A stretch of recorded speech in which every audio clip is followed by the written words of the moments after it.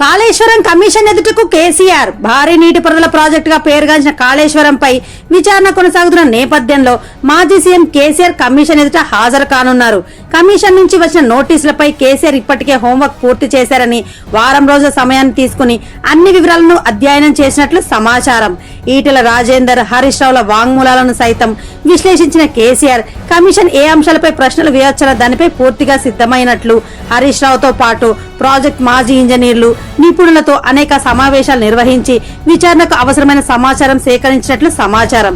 KCR BRK Bhavan లో commission ఎదుట హాజరవక ముందు తెలంగాణ భవన్ లో పార్టీ సీనియర్ నేతలతో చివరిసారి చర్చించనున్నట్లు పార్టీ వర్గాలు తెలిపాయి. కాళేశ్వరం ప్రాజెక్టు అన్ని నిబంధనలు, నియమాల ప్రకారమే జరిగిందని, తనపై ఏమచ్చా పడకుండా సమాధానాలు ఇచ్చేందుకు కేసీఆర్ సిద్ధంగా ఉన్నారని తెలుస్తోంది. కాళేశ్వరం ప్రపంచ అద్భుతమని, ఇందులో అవకతవకలేమీ లేవని ఆయన స్పష్టంగా చెప్పాలనుకుంటున్నట్లు సమాచారం.